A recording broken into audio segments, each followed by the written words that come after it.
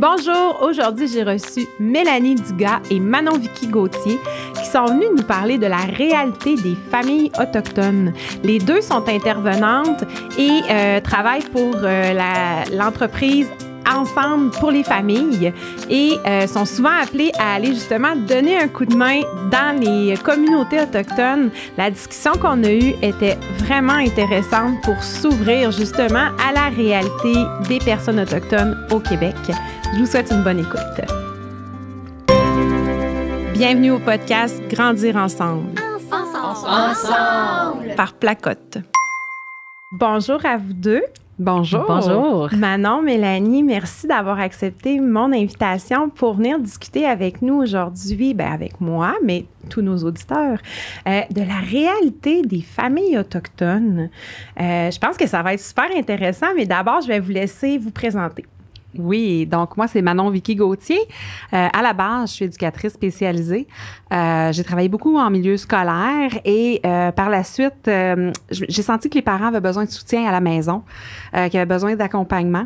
Et j'ai voulu offrir mes services comme coach familial pour aller dénouer des petites situations à la maison. Et par hasard, je suis tombée sur les formations de Nancy Doyon. Alors, j'ai fait ma formation en coaching familial. Puis, je suis tombée dedans comme dans une potion magique, là, comme Astérix et comme Obélix. Oui. Et moi aussi, je me mélange dans les noms. Oui, c'est ça. Donc, je suis tombée dedans comme Obélix et je pense que Nancy l'a vu et elle m'a demandé d'enseigner la formation en coaching familial. Et c'est ma collègue Mélanie qui va se présenter tout à l'heure qui a eu le bonheur de me former. OK. Et donc, on enseigne pour l'école de coaching familial. Et suite à ça, nous, on avait chacune notre entreprise de notre côté en coaching familial. On offrait des conférences, des formations, tout ça. Et on a été interpellés toutes les deux par la communauté de Kitsisakik en 2015. Okay. Et ça a été un coup de foudre d'aller donner la formation là-bas. On a aimé les gens et je pense que les gens nous ont aimés parce qu'on est retourné plus d'une quinzaine de fois là, depuis cette fois-là. Et on s'est dit, si notre approche qui se veut respectueuse des valeurs des gens, qui veut amener les gens vers l'autonomie, si cette approche-là leur convient à eux, probablement qu'elle peut convenir aussi à d'autres communautés. Oui. Alors, on s'est mis à se dire, on va proposer quelque chose ailleurs et finalement, de fil en aiguille, c'est la grosse partie de notre travail maintenant. On se promène dans les communautés autochtones un peu partout au Québec depuis 2015. Avec votre entreprise qui s'appelle maintenant Ensemble pour les familles. Ouais. Voilà. Ouais, c'est ça. Donc oui, c'est ça. Ensemble pour les familles est né de cette rencontre-là, Manon et moi ensemble, et aussi avec les communautés. Mon parcours est similaire à celui de Manon. Donc, ma formation est en éducation. Ça m'a fait sourire parce qu'en venant au studio, j'ai débuté en tant qu'éducatrice dans un CPE, pas très loin d'ici. Juste à côté. Oui, c'est ça. Donc, j'ai travaillé beaucoup plus avec les petits. Okay. J'ai réalisé 0-12 ans. Oui. Et par la suite, grande remise en question, qu'est-ce que je veux faire? Et le besoin qui m'interpellait à ce moment-là, comme maman, j'avais l'impression qu'il manquait quelque chose dans le contexte scolaire, dans le contexte CPE, garderie, où est-ce que, il y a les enseignants, il y a les enfants, mais les parents aussi ont besoin d'un coup de pouce. Donc, moi aussi, j'ai eu la chance de rencontrer Nancy Doyon, fait ma formation, enseigne maintenant la formation de coaching familial depuis 8 ans, je pense même 9. OK. On a d'autres formations connexes parce que Manon et moi, on est quand même... on s'appelle des boulimiques de formation. Okay. Là, on aime beaucoup se tenir à jour, c'est ça. Oui. Donc, on a aussi notre formation en programmation neurolinguistique là, au niveau maître praticien. La process communication. Plus plein d'autres petites formations à gauche, à droite. On aime beaucoup apprendre, puis on est très, très curieuse. Et je pense que c'est un trait de caractère aussi qui nous a amené à être intéressés à ce qui se passe dans les communautés autochtones, puis à découvrir autre chose, à découvrir aussi d'autres façons de faire, d'autres façons d'être. Alors, ça venait rechercher quelque chose. Et c'est toujours des formations où est-ce que dans les communautés, même quand on travaille avec les parents, on dit on n'a pas la prétention de tout connaître. On s'en vient pas vous dire comment faire les choses, puis quoi faire, puis quelle valeur devrait être importante. C'est notre rôle, c'est comment vous aider à vous rendre là où vous voulez aller. Oui. Donc, oui, on a des outils, mais à la base, il faut déterminer avec eux quels sont leurs besoins, quels sont leurs objectifs. Oui. Et moi, ça, j'ai pas à le juger. Mm-hmm. Et à partir de là, comment on peut travailler ensemble. Et c'est beaucoup cette approche-là qui nous a inspirés dans les communautés. Et je crois que c'est ce qui fait notre succès avec la relation avec les gens, c'est que ce côté-là, on n'est pas là pour vous dire comment agir avec vos jeunes. Là. Ouais. Oui. Puis, quand j'ai fait la première approche, j'ai parlé à Mélanie justement au téléphone. Puis la première chose que tu m'as dite, c'est on n'est pas autochtone. Ouais. Donc, je ne veux pas prendre la parole pour ces gens-là, mais je peux vous aider à comprendre un peu de leur réalité, finalement. Ouais. Donc, c'était important, je pense, de le dire, de le mentionner, parce qu'effectivement, vous côtoyez les communautés, vous côtoyez des parents, des familles, des enfants, des grands-parents, sûrement. Mm-hmm. Et comme tu viens de le dire, votre but, ce n'est pas de transmettre, vous, ce que vous voulez, c'est que des aider, eux, à se rendre où ils veulent. Absolument. Absolument. Voilà. Donc, oui. Oui, puis c'est ça, puis c'est important. Je me positionne pas comme spécialiste des communautés autochtones. On n'a pas à parler en leur nom. Mm. C'est souvent des choses qu'on entend d'ailleurs qu'ils aiment moins, je les comprends, de dire, mais attends, pour qu'on puisse parler en notre nom, c'est nous qui devons le faire. Donc, nous, on peut partager ce qu'on a vu, nos expériences, les constats qu'on a pu faire, mais à titre de deux allochtones. Là. Oui, exact. Puis, juste pour confirmer avec l'auditoire, on va recevoir quelqu'un qui est autochtone. Donc, cette personne-là va pouvoir parler de sa réalité à elle. Mais là, c'était pas possible pour cette gamme, pour ce boost d'enregistrement-là. Là, ça se pouvait pas. Donc, mais éventuellement, la personne est très intéressée à venir. Donc, on va avoir cette version-là, le côté de la famille autochtone. Donc, allons-y. Oui.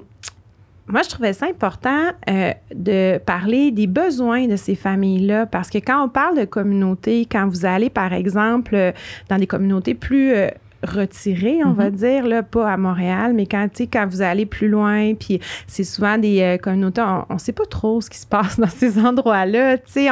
On a des images préconçues que notre éducation, bien souvent, malheureusement, c'est biaisé. Donc, quand vous arrivez, de quoi ça a l'air, ces endroits-là, comme tu sais, pour défaire un peu les stéréotypes, là? Oui. Bien, je peux peut-être parler de... en fait, c'est très différent d'une communauté à l'autre aussi, oui. C'est important. Oui. Il y a plusieurs communautés avec chacune leurs valeurs, leur culture, tu sais, un peu comme qu'on soit au Canada, il y a des provinces différentes, même à l'intérieur du Québec, il y a des régions différentes avec leurs particularités, donc c'est la même chose dans chaque communauté. À Kitisakik, je pense que ça a été un petit peu plus... je ne vais pas parler de choc parce que, je veux dire, on n'est pas tombé en bas de notre chaise, là, mais ça a été un peu plus d'ajustement parce que c'est une communauté où est-ce qu'il n'y a pas d'électricité, pas d'eau courante dans les maisons. Alors là, ça nous a demandé de tenir compte de cette réalité-là. C'est niaiseux, mais dans des exemples, des références qu'on donne aux parents. Je parle de l'heure du bain dans le temps qu'on est en train de faire un souper. Ben non. Il n'y a pas d'eau. C'est pas dans les maisons. Il y a certains endroits, des immeubles, disons, il y a un bloc sanitaire, il y a quand même une école primaire, il y a un CPE. Ces immeubles-là en ont, mais pour aller prendre ton bain ou ta douche, tu dois partir tu dois partir ailleurs, c'est pas à la maison. C'est déjà une immense différence avec notre réalité où nos enfants prennent leur bain quand ils veulent, finalement, là. Tout à fait. C'est une autre gestion familiale. Qu'ils veulent ou qu'ils veulent pas. Qu'ils veulent ou qu'ils veulent pas, mais c'est une autre gestion familiale complètement. Là. Oui, absolument. Préparer les repas, tout ça, ça change complètement la donne. Là. À moins 28 degrés, partir de ta maison, marcher 1,5 km avec 4 ou 5 enfants pour aller faire l'hygiène à la salle au bloc communautaire. C'est une autre organisation, ça demande énormément de temps. T'sais. Oui, absolument. Mais ils ont un mode de vie, ils aiment leur mode de vie et ils y tiennent aussi. Oui. C'est sûr qu'ils aimeraient savoir l'eau courante pour faciliter les choses, mais ils appartiennent à ce territoire-là et ils veulent conserver leur façon de vivre. Oui. Donc, ils en sont fiers. Ils en sont fiers. Tu sais, puis ils nous le disent des fois, on fait pas pitié, là. On fait pas pitié, là. Il y a des grands besoins, puis il faut en tenir compte. Puis il y a des familles en grande difficulté, comme il y a des familles très allumées, très ouvertes, très proactives pour aider les autres. Des gens brillants. Fait qu'il y a vraiment différentes... Mais, comme la société. Comme la société. Il y a des gens en grande difficulté. Il y a des gens qui ont du charisme et de l'enthousiasme et qui veulent faire des belles choses. Puis on suit un petit peu sur les réseaux sociaux, puis l'entraide qu'on voit. Oui. Ça, c'est une des choses. Bien, le nom communauté porte bien son nom. Oui. On parle d'esprit communautaire, mais maintenant, on parle plus de réserve autochtone, on parle absolument. De communauté. Et ça porte bien son nom. Et je dirais, c'est probablement une des choses, parce que bon, on a parlé de Kitisakik, mais dans toutes les autres communautés, on est allé, il y a l'électricité, il y a de l'eau courante. Okay. Mais c'est des endroits plus retirés. Il y en a qui sont un peu plus proches de certaines villes, mais il y en a d'autres qu'on fait presque 2 heures, un bon 2 heures dans le bois, vraiment des chemins forestiers. Il n'y a rien que de la forêt. Et là, tout d'un coup, on ouvre. C'est un petit village, comme on peut connaître des petits villages, sauf que les gens, on les voit plus. OK. Tu sais, dans le sens où on voit les enfants dehors en train de jouer, on voit les animaux qui se promènent, on voit les gens qui sont à pied, qui... Tu sais, ici, bien souvent, on envoie des gens dehors, on ferme la porte, on ferme un peu plus. Pas. Oui. Mm-hmm. Puis les gens se croisent dans la rue, puis ils n'arrêtent pas pour se saluer puis se jaser. Fait que cet esprit-là de communauté, c'est famille au sens élargi, est très présente. Oui, ce qu'on a perdu un peu, nous, tu sais, j'ai reçu, c'est avec qui qu'on parlait de ça, mais dernièrement, sur un podcast, on a justement parlé de, tu sais, quand nous, on accouche, on a un nouveau bébé, il n'y a pas si longtemps que ça, les grands-mères venaient passer, tu sais, du temps à cuisiner, s'occuper des autres enfants. Là, ça, c'est complètement perdu. Il faut demander de l'aide, tu sais. Et accepter de la recevoir. Exact. Alors que là, ça semble, on donne, on reçoit. C'est plus communautaire. Oui. Exact. Oui, puis il y a vraiment une notion, on arrive de donner de la formation cette semaine, puis on a été invité à aller manger dans une famille. Oui. Puis c'est ce qu'elle nous expliquait, tu sais, elle dit, nous autres, on parle, dit mon garçon, ma fille, mais c'est la fille de sa sœur. C'est le garçon de sa tante, peut-être. Oui. Mais elle dit, nous autres, c'est pas ma nièce, c'est tous nos garçons, c'est tous nos filles. Puis c'est une réalité. Les enfants n'ont pas juste des parents. Oui. La famille, les enfants sont élevés par les parents, par les tantes, par les grands-parents, les cocoums, les mochoums, c'est par des cousines. Bref, c'est vraiment un sens familial au sens élargi qui prend la place. Oui, donc là, ça change la réalité quotidienne aussi d'avoir ce soutien-là pour ces familles-là, là, de ne pas être juste dans leur maison à se... Bien, je veux dire, se battre contre le quotidien dans le sens qu'on est toujours à la course, le rythme doit être plus lent aussi, j'imagine. Le rythme est plus lent de ce que nous, on a pu observer. En même temps, dans les communautés, il y a quand même un grand manque de logement, souvent criant, ce qui fait qu'ils sont nombreux dans une famille qui peut apporter son lot de défis aussi. Mais oui, le rythme est en effet différent de façon générale. La notion du temps n'est pas la même. Oui. Ça fait du bien d'être là dans cette... tu sais, quand on donne la formation, je veux dire, bon, en ville, c'est beaucoup plus rapide, le rythme est plus accéléré. Si on donne une formation de 9 à 4, ben il faut qu'à 4 heures, ça soit fini parce qu'il y en a qui n'aiment pas trop ça quand ça déborde. Alors que là, c'est pas du tout le cas. On commence... Ben, ça devait commencer à 9h. Des fois, on commence à 9h30. Des fois, il est 9h45. Puis, on finit... quand on a fini à 4h. Ben, c'est ça, on finit quand on a fini. D'ailleurs, je me souviens, on avait été donner des ateliers à des papas. On avait été donner 2 jours d'atelier avec des papas. Puis, à la fin de notre journée, Manon et moi, on restait là presque 2-3 heures de plus que, je vais dire entre parenthèses, ce qui était écrit au contrat. Le travail, là, oui, c'est ça.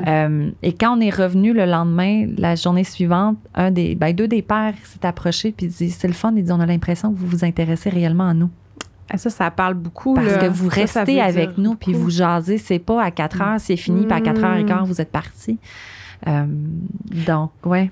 Mais puis le temps, ça dépend aussi de chaque communauté. Oui. Il y a des communautés où il y a des gens qui ont installé un petit peu plus l'horaire de travail. Et il y a Il y a du je veux pas faire de aussi, c'est ça, je veux pas faire de généralité parce que il y a le fameux Indian time qu'on entend tout le temps, puis c'est pas vrai que c'est comme ça partout. Et puis c'est pas vrai que c'est tous les autochtones qui sont comme ça non plus. Mais oui, il y a le temps est un petit peu plus élastique, ils sont moins stressés que nous là avec le temps, tu sais. Mais il y a plusieurs communautés, il y a quand même une rigueur avec le temps où il y a quand même donc il y a des choses qui sont similaires aussi dans toute cette variété là. Mais dans leur culture, les Autochtones, vivait beaucoup avec le temps extérieur, les saisons, pas les le soleil, il n'y avait pas de montre. Puis c'était pas important non plus parce que pour la chasse, la pêche et tout ça, ben la cueillette, tout ce qui se passait, l'agriculture, ben il y avait besoin de se fier sur la nature finalement. Donc j'imagine que ça aussi, ça doit être une valeur qui est importante pour certaines personnes dans ces communautés-là de justement retransmettre. Tu sais, nous, là, on essaie, moi, qui est ici avec mes 4 enfants, j'essaie de ralentir les choses puis de me dire, tu sais, là, il fait noir, on va prendre ça plus mollo, puis tout ça, mais c'est pas dans notre culture de faire ça. Alors que eux, à la base, c'était comme ça. Donc, j'imagine que ça joue aussi de vouloir transmettre ces valeurs-là de respect de la nature, respect du cycle de la nature aussi, probablement. Bien, on ne peut pas faire d'amalgame entre... oui, ils étaient proches de la nature, ils vivaient... C'est que souvent, on va faire l'amalgame avec le fait qu'ils étaient proches de la nature et qu'ils sont nécessairement des protecteurs de la nature. Oui. C'est multiple. Toutes les personnes sont différentes dans les communautés. Il y en a qui sont militants pour la nature, mais il y en a aussi qui le sont moins, qui sont moins conscientisés parce que ils ont été teintés beaucoup de la culture blanche. On les a amenés là où ils sont installés. Pour la plupart, c'est pas nécessairement l'endroit où spontanément ils s'étaient installés eux-mêmes. Ils voulaient être, Les communautés, les réserves, ils ont souvent regroupé quelques groupes autochtones, ils leur ont donné un territoire X et c'est là que vous vous installez et vous dépassez pas trop ces limites-là. Alors, c'est ça, c'est pas automatique et ça a été beaucoup influencé par le mode de fonctionnement dans les communautés. Le conseil de bande, c'est des politiques qui viennent de la colonisation. Ils fonctionnaient pas comme ça. C'est pour ça qu'on voit, par exemple, dans l'Ouest canadien, beaucoup plus les chefs héréditaires prendre parole et tout ça, puis ils ont plus de poids, parce que les conseils de bande, c'est le colonialisme qui a instauré ça avec une démocratie, tout ça, alors qu'il y avait d'autres fonctionnements qui tendent à revenir ou qui sont demeurés dans certaines communautés. Oui, j'ai l'impression qu'il y a un retour vers ça, retour vers... Parce que on a chacun nos valeurs, puis j'imagine que dans les communautés, chaque personne a ses propres valeurs aussi, mais ça reste que nos valeurs sont beaucoup teintées par nos ancêtres, par notre famille, là, ce qu'on a vécu, puis ce que nos grands-parents, nos arrière-grands-parents ont vécu. Puis si on recule de 100 ans, ces communautés-là vivaient encore beaucoup, justement. Fait que ça fait pas si longtemps que ça, là, que ça a été teinté. Donc, j'imagine qu'il y a beaucoup de personnes aussi dans ces communautés-là qui essaient de revenir à leurs valeurs profondes que leurs ancêtres leur ont transmis, finalement, là. Bien, il y en a, oui, en effet, que c'est comment on peut retrouver, parce que pour certains, ça a été perdu, là, on ne se le cachera pas, les pensionnats ont eu c'est un peu comme la langue. Leur langue, c'est ça. Donc, il y en a certains pour qui la langue est encore très présente dans la communauté, puis on les entend, c'est spontané, et il y en a d'autres qui l'ont beaucoup perdu. Mais il y a un retour à vouloir ramener des cours de langue dans les écoles. Dans certaines communautés, ils ont ce qu'ils appellent des journées ou des semaines culturelles. Donc là, les enfants partent pour apprendre des activités culturelles ancestrales ou apprendre la chasse, apprendre certains métiers. Oui, un peu comme on voit ici dans nos écoles, que c'est plus multiethnique, là, qu'on voit, il y a des journées, ben là, tous les copains qui viennent de la France vont faire leur journée française, vont présenter des choses, tout ça, ça ressemble un peu à ça, finalement, pour que chaque enfant, chaque famille revienne à leur propre culture, finalement, là. Bien, je pense que ça fait partie aussi d'un... Puis là, je veux peut-être que je me trompe, là, mais je pense que ça fait partie d'un cheminement aussi identitaire. C'est de retrouver qui on est à la base. Puis ça veut pas dire qu'on rejette le reste parce que là, ils peuvent pas non plus tout revivre comme il y a 150 ans. La société a changé, les choses sont pas pareilles. Fait que c'est comment, je pense, reprendre ou reconnecter avec notre culture, avec nos valeurs qui sont importantes pour nous.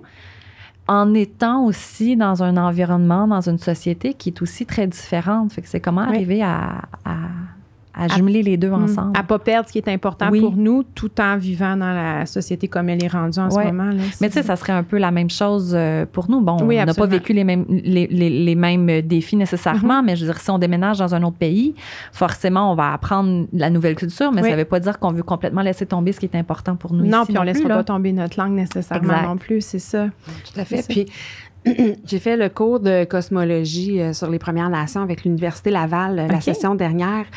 Ça m'a beaucoup appris. C'est que les communautés autochtones, bon, premièrement, c'est très varié, les valeurs ancestrales et tout ça, et la vision du monde, parce que la cosmologie, c'est la vision du monde, et c'est parce qu'on parle pas de religion ou de spiritualité. Oui. La cosmologie, ça inclut vraiment toute la vision du monde. Okay. Puis, ce que ça disait, c'est que finalement, les Autochtones étaient quand même perméables à remettre en question. Ils étaient pas dogmatiques comme les Blancs. Okay. Et ils s'attendaient au départ à ce qu'il y ait un échange entre les prêtres et eux, entre chamans, dans le respect, prêtres, et qu'il y ait cet échange-là. Et eux, ils essayaient des croyances ou des façons de faire et ils les choisissaient si ça leur convenait. Alors, c'est pour ça que c'est étonnant de voir autant d'Autochtones qui n'ont pas tout à fait rejeté la religion. Oui, parce qu'effectivement... Qui gardent certains aspects, mais ils n'ont jamais, ou en tout cas pour plusieurs, c'était pas nécessairement « je change de religion ». C'est « j'inclus quelque chose ». J'inclus des nouvelles valeurs ou des nouvelles façons de faire. Et là, ce qu'on voit, c'est que... Ce qui est magnifique quand on y pense. Oui, si on avait eu la même ouverture, je pense qu'on serait ailleurs dans notre société s'il y avait eu... Mais c'est encore possible, c'est ça qui est le fun. Et là, beaucoup de communautés sont en recherche, ou beaucoup de gens sont en recherche de leur identité, mais ils ont encore cette perméabilité-là. Ce qui fait que dans les différentes communautés, on va prendre des trucs qui viennent plus des plaines. On va prendre... Et on appelle ça le panaméridionisme, c'est que c'est un mélange, mais c'est je retrouve et je choisis ce qui me convient. On devrait tous tendre vers ça. Oui, beau. Oui. C'est très beau. Oui. Puis c'est ce qu'on fait un peu aussi avec Ensemble pour les familles, c'est qu'on veut amener les gens à dire, mais toi, qu'est-ce que tu veux transmettre à tes enfants? Qu'est-ce qui t'allume? Puis qu'est-ce que tu voudrais que tes enfants disent plus tard? Hey, wow, mes parents, là, ils m'ont transmis ça comme valeur. Et comment tu peux vivre ton quotidien pour les vivre, ces valeurs-là, et les exprimer et leur transmettre? Fait qu'on parle beaucoup de ça. Oui. Fait que oui, on apporte des outils, on apporte une compréhension de l'enfant, mais on apporte aussi toi, qu'est-ce que tu veux transmettre? Puis même si tu es dans la même communauté qu'une autre personne, l'autre à côté, c'est peut-être d'autres valeurs. C'est sûr qu'il y a des choses qui sont communes. Oui. On parlait de la famille, tout ça, puis même encore aujourd'hui, c'est encore très présent. Ben, je regarde, mon conjoint vient de Mashteuiatsi, on en parlait avant l'enregistrement. Et moi, je trouvais ça très touchant de voir à quel point, justement, c'est encore là, toute cette solidarité-là familiale. Quelqu'un a une difficulté dans la famille, tu sais, on se pose pas de questions, là. Il y a un pôle, puis tout le monde cotise, ou, tu sais, l'esprit communautaire cet esprit communautaire est encore là. Mais à Mashteuiatsi, ils sont collés sur Robertval. Il y a comme un mélange de cultures, là. Absolument. Donc, c'est pas aussi la langue ou tout ça n'est pas nécessairement aussi présente que dans certaines autres communautés. Mais il y a ces valeurs-là qui restent de génération en génération. Puis ça, je pense que nous, comme Québécois, on a quand même été beaucoup teintés de ça. Oui. Puis je pense qu'on a intérêt à continuer à coller, nous aussi, à se laisser influencer par ces valeurs-là. Puis, oui, vraiment, c'est beau hein, quand on pense à ça. Puis, tu sais, cette ouverture sur l'autre, puis prendre le temps d'écouter ce que l'autre nous dit, tu sais, ça devrait pas mal être une valeur à la base de notre société, là. Absolument. Oui. Puis, tantôt, avant qu'on commence l'enregistrement, Mélanie t'a dit quelque chose, je trouve ça important de parler du fait que parfois, on perçoit les personnes autochtones comme plus froides. Oui, bien, ça arrive. Hein? Moi, quand j'étais plus jeune, moi, je viens du Nouveau-Brunswick, puis juste l'autre côté de l'eau, mais en fait, c'est plus quand mes parents étaient jeunes, il y avait une communauté, juste l'autre côté, ils se fréquentaient, mais mes parents reconnaissent aujourd'hui là, les préjugés qu'il pouvait y avoir. Et c'est une des choses souvent que j'entendais, puis même on a entendu aussi, c'est, mon Dieu, ils ont de l'air froid, ils ont de l'air bête. Et non, nous, ce qu'on a pu constater, c'est que peut-être cette apparence-là, pour certaines, je pense que c'est plus la gêne. Parfois, un peu de... C'est ça, un peu plus de gêne, un peu plus de timidité, parce qu'au contraire, nos plus beaux fous rires sont avec eux autres. Il y a un sens de l'humour extraordinaire. D'ailleurs, Ensemble pour les familles est né aussi, je vais dire, avec ce sens-là de vouloir travailler en équipe parce que au tout début, la première fois qu'on est allé à Kitsisakik, Manon et moi, on se connaissait un peu. On a voulu aller ensemble, mais c'était 2 travailleurs autonomes qui s'en allaient faire chacun de leurs trucs, mais on faisait du covoiturage. C'est ça. Et rapidement, ça a changé parce qu'on a commencé à faire des blagues. Et là, ça a déboulé. Tu sais, au lieu d'être une présentatrice en avant, ben là, d'être une présentatrice blanche dans une communauté autochtone. Puis, tu sais, il faut se souvenir qu'ils ont été opprimés, là, souvent. Et ils ont appris à écouter puis à se taire quand les Blancs étaient là, tu sais. Fait que là, on n'avait pas la même interaction. Toute seule en avant. On n'arrivait pas à avoir la même interaction parce que ils écoutaient, puis là, on voulait les faire participer, puis ils étaient comme plus gênés. C'était plus leur habitude de faire ça. Oui, alors que là, habituellement, on est habitué, au contraire, il faut essayer de tempérer des fois un peu les questions parce que ça n'arrête pas. Là, on se retrouvait, puis plus c'était tranquille, plus on essayait d'en donner, plus on s'énervait, on va se le dire. Ben oui, puis plus notre rythme était accéléré. Mais là, c'est parce que je pense qu'on se trouvait à les perdre parce qu'on était vraiment à l'encontre de leur façon de travailler. Oui. Et là, ça a parti comme d'un exercice. Je crois que j'ai demandé à Manon de venir avec moi à la place. Et là, on a commencé à se taquiner et on a vu un changement dans la dynamique puis dans l'atmosphère et ça a fait OK. À 2, vu qu'on se taquine aussi, je pense que ça fait tomber certaines barrières. On s'en vient pas ici avec plein de prétentions. On est capable de rire de nous. Et là, ça a pu permettre un lien hyper intéressant. Alors, oui, et c'est ça.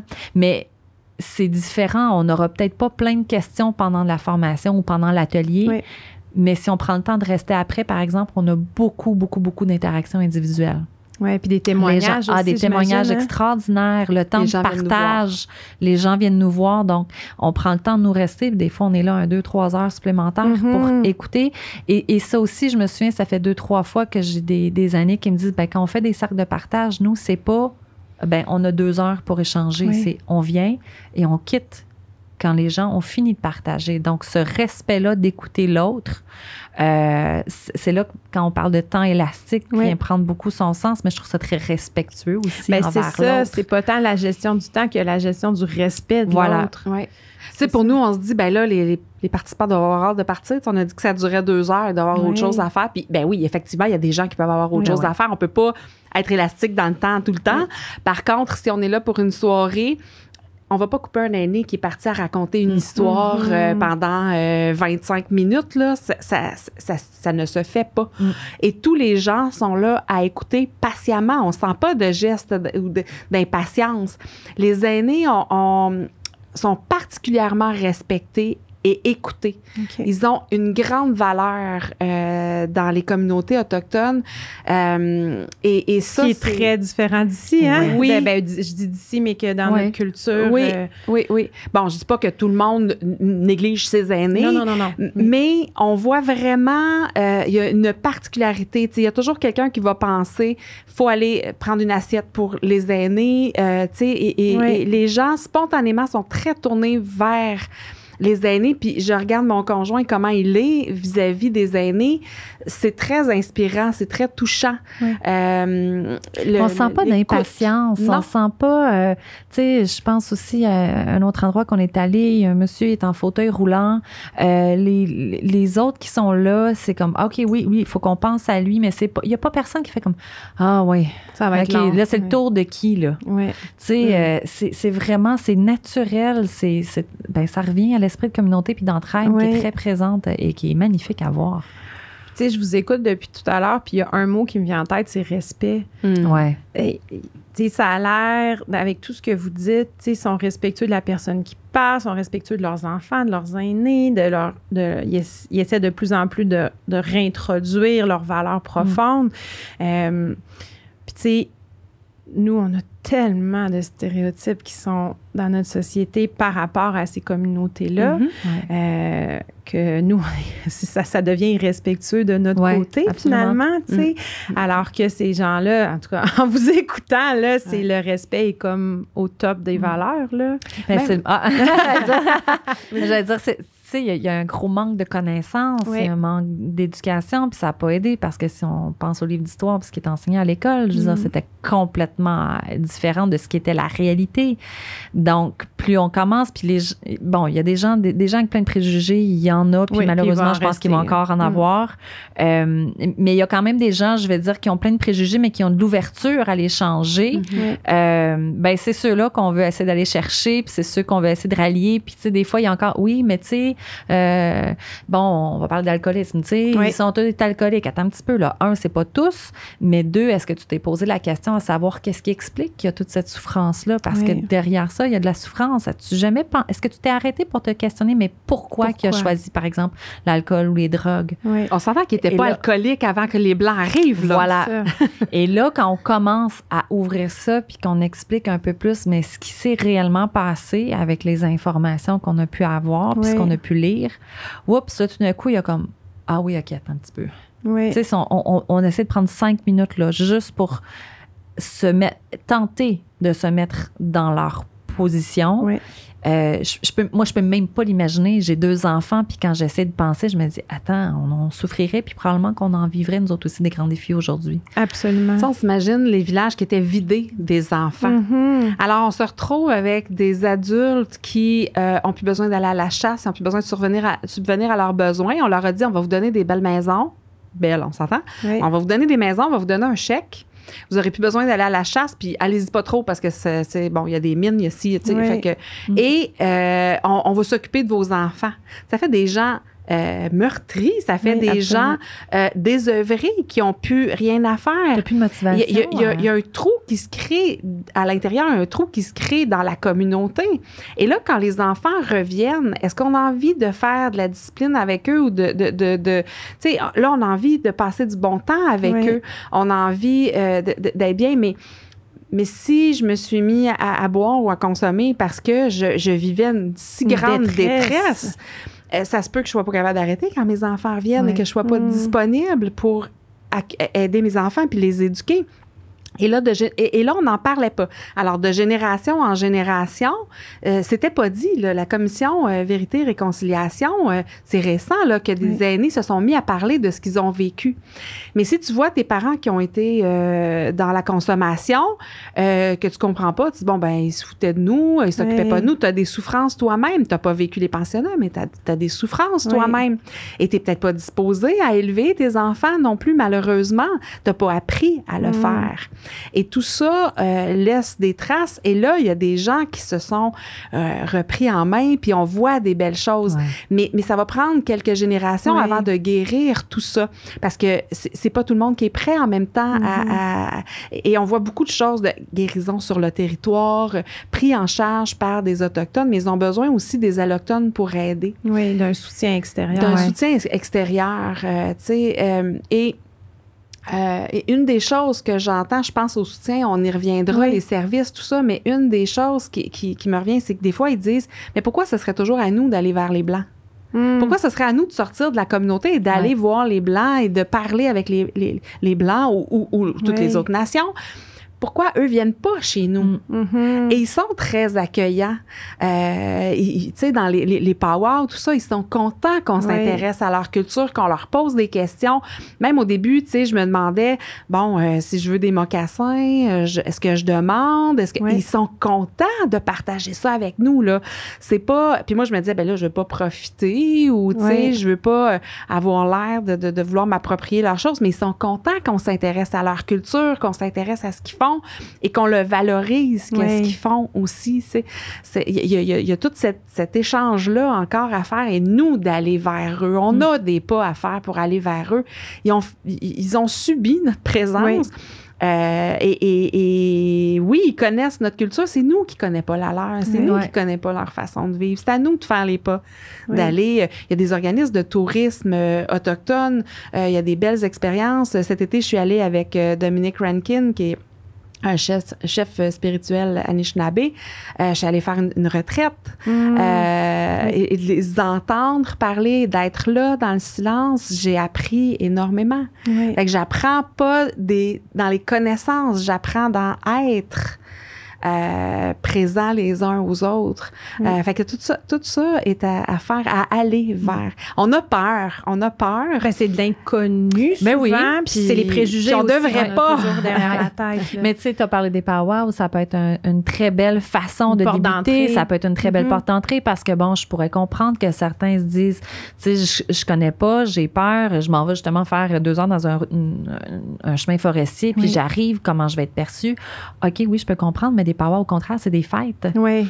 Je sais, dans la région de Montréal, il y a des festivals à peu près... toutes les couleurs et toutes les fins de semaine, mais c'est le même principe. Oui. Donc, ça pourrait être une très belle façon d'entrer. Mais j'ai envie de dire, d'aller à leur rencontre, mais toujours dans ce respect-là, de pas non plus arriver puis de les questionner comme si, tu sais, on s'en va pas... on n'est pas des détectives. On n'est pas des détectives. On n'est pas en train d'observer des gens. Il y a des centres d'amitié qui existent puis sont ouverts à ce que les Allochtones, on y aille. Mais pas pour aller là puis s'asseoir à une table puis en train de poser des questions justement sur toi. T'as-tu vécu le pensionnat puis tes parents, c'était comment? Puis, fait que oui, il y a aller à la rencontre, mais je pense aussi de prendre le temps de faire des lectures. Il y a des films. L'ONF a une banque c'est fou le nombre de documentaires. L'ONF a une banque de documentaires qui existent, dont plusieurs ont été faits. Il y a voyons, à toutes les fois, j'essaie de le dire, ça sort pas. Vas-y, Mélanie. Wapikoni Mobile, oui. Bon, j'y arrive. Il fait des documentaires qui se présentent, qui sont faits par les Autochtones. Okay. Alors, c'est une belle façon aussi. Il y a un livre que Manon puis moi, on se dit, il faut qu'il soit dans toutes les écoles. Ben, on a parlé de Cocum, qui est très accessible aussi, mais il y en a un autre qui a été fait par M. Pierre Lepage, qui est un anthropologue qui a travaillé beaucoup avec eux, qui s'appelle Mythes et réalité. Okay. Et il est téléchargeable gratuitement en ligne. On pourra mettre le lien. Oui, on essaiera de mettre le lien. Absolument. Oui, absolument. Et ça part du début qu'on a mis les premiers pas. On parle de la crise d'Oka, on parle de la crise quand il y a eu la crise d'Arestigouche. Et il y a une mine d'informations. Et là, ça amène une sensibilisation quand on comprend, quand on sait, là, on peut faire OK, un petit peu, je vais m'arrêter. Donc, ça aussi, c'est des pas à faire pour pouvoir même ouvrir la discussion à la maison avec sa famille et ses enfants. Oui, puis avec nos enfants, parce que si on veut que ça change, puis si on veut être des alliés, ben il faut que nos enfants soient aussi... faut qu'on casse la roue, là. Tout à fait, absolument. Puis, tu sais, quand Mélanie parlait de... Tu sais, si on va vers les gens... Tu sais, je me souviens, les premières fois, je m'assoyais dans un powwow.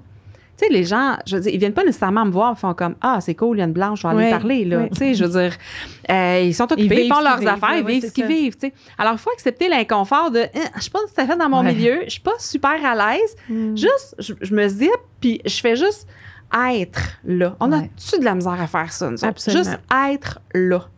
Et là, si je suis pas dans le stress de dire « Ben, il faudrait bien que je parle avec quelqu'un. » ou que, tu sais, ben, juste si on est présent, si on est là, ben peut-être qu'il va se passer quelque chose de magique un peu, puis qu'il y aura un contact qui se fera, ou peut-être pas. Mais j'aurais baigné dedans, puis je vais voir que, ben écoute, ils n'ont pas de problème avec ma présence. Ne serait-ce que ça. Et puis, ben s'il se passe plus, puis que je peux avoir un contact, puis un échange, ben c'est merveilleux. Mais juste être là, puis observer, puis baigner dedans, tu sais, c'est déjà un pas. Oui. Tantôt, tu as parlé des services, Manon. Puis tu as dit, on y reviendra. Oui. Revenons-y. Donc, qu'est-ce que tu entendais par là? Tu sais, les services, il y a un manque de services? Il y a un manque de services criant partout dans la province. Là, en ce moment, on s'entend. Mais eux, c'est comme ça là, depuis très, très longtemps là, qu'il n'y a pas de services. Les services sont sous-financés dans les communautés autochtones. On a des préjugés à croire que les communautés autochtones, ça coûte cher. C'est pas vrai. Les Autochtones, en moyenne, au Québec, reçoivent du gouvernement l'équivalent de 8 500 $ et en moyenne, c'est 10 000 pour les Allochtones. Alors, ça coûte moins cher, alors que ça devrait coûter plus cher parce que on a des primes d'éloignement à payer pour les professionnels. Absolument. Donc, pour le même montant, on a moins de services en plus. Alors, il y a un manque à gagner énorme dans les communautés. Elles ont été négligées. Et là, ils auraient besoin de plus de services à cause du colonialisme et des problèmes qu'on a créés. Alors, il y a un creux énorme à combler et les professionnels sont difficiles à avoir. On s'entend que voir un ergothérapeute à Montréal, c'est un petit peu plus facile que voir un ergothérapeute à Obidjiwan au milieu du Québec, là. Donc... Puis il y a des services, il y a des gens qui vont se déplacer, mais quand tu te déplaces, t'es juste là une semaine, tu as une panoplie de personnes à essayer de voir. La distance crée un défi supplémentaire. Et comme Manon dit, les besoins sont criants, fait que certains professionnels qui vont se brûlent aussi parce que c'est énorme, les défis, c'est trop, ce qui fait qu'ils partent. Alors, il y a un roulement incroyable de gens, de professionnels qui vont là. Je me souviens à la Romaine, je suis allée une fois, puis il y a un papa qui me faisait un partage. Il dit, parce que là, il dit, en 1 an, je vais être rendue au 5e psychologue. Donc, il dit, est-ce que tu crois que j'ai envie de répéter encore mon histoire? J'ai pas envie. Donc, je finis par abandonner, puis je peux le comprendre, parce qu'à chaque fois, tu dois aller brasser des choses qui sont souffrantes. Créer un lien. Juste créer le lien. Une perte je veux dire, une perte de confiance, parce que tu dis, là, je crée un lien avec quelqu'un, même si logiquement, je le sais qu'il part, il y a quand même des fois un sentiment de rejet ou d'abandon, ou encore, bon, c'est encore une autre personne qui m'a laissé tomber. Alors, est-ce que la prochaine qui va venir, ça va me prendre encore plus de temps à créer le lien? Et là, oups, elle part aussi. Donc, c'est un défi qu'on a plus dans les communautés parce qu'on que a ici. C'est un défi qui est présent aussi dans les grandes villes. Un roulement de personnel, beaucoup. Puis, moi, pour avoir eu besoin d'orthophonistes avec mes enfants, d'ergothérapeutes, tout ça, c'est toujours un roulement. Mais on fait 1 an avec la même personne. Il y a un roulement, mais bon, pas tant que ça. Mais effectivement, quand ton psychologue il s'en va aux 3 mois, c'est difficile, là. Bien, puis c'est pour ça que nous, on fait un petit peu de coaching dans les communautés à la demande. Mais ce qu'on veut, c'est former les intervenants pour que eux, avec leur bagage, plus les outils qu'on leur donne, pour que eux, ils sont là, ils sont présents. Nous, on y va. On va voir une famille ou 2, mais on va les voir peut-être au début de notre séjour, puis à la fin de notre séjour, puis le prochain va peut-être être dans 3 mois, notre prochain séjour. Tu sais, ça fait pas de sens pour nous.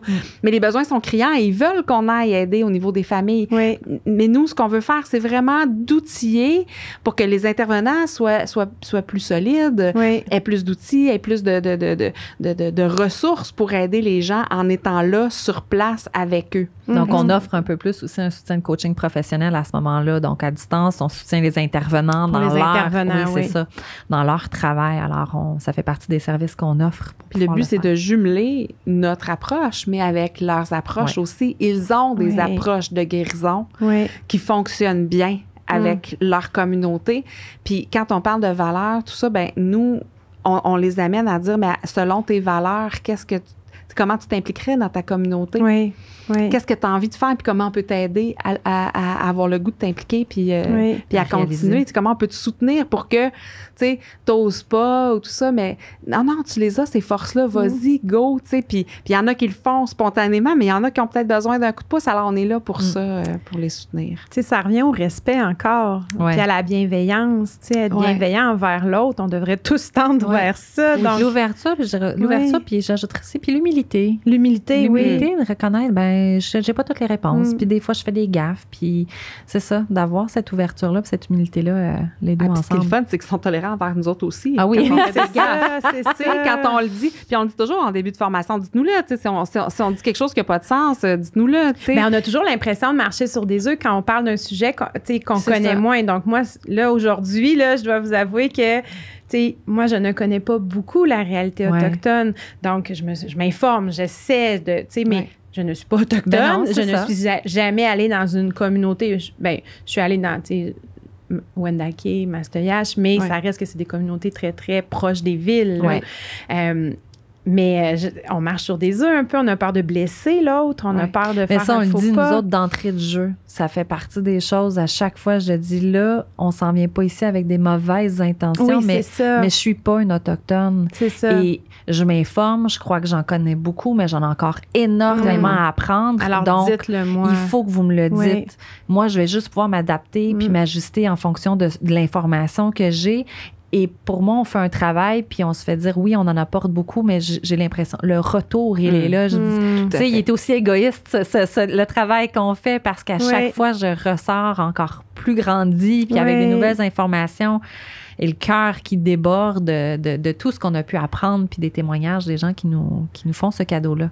Hey, on va prendre ça comme mot de la fin, je pense. Oui. Je trouve ça super beau. Puis j'espère que ça va avoir ouvert les cœurs de ceux qui nous ont écoutés, ouvert les esprits aussi, essayer d'aller vers l'autre. Je pense que votre message aujourd'hui, là, de s'ouvrir à l'autre finalement, ben Manon, Mélanie, je vous ai pas mélangé. Bravo! Je vous remercie vraiment beaucoup. Merci de l'invitation. On va mettre les liens, on va vous identifier dans les publications quand on va lancer le podcast. Les gens vont pouvoir aller voir ce que vous faites, découvrir votre organisme, c'est une compagnie, Ensemble pour les familles, c'est ça, c'est votre entreprise. Donc, on va pouvoir voir tout ça. Puis sur votre site Internet, il y a beaucoup d'informations aussi sur ce que vous faites. Donc, je vous remercie beaucoup. Merci.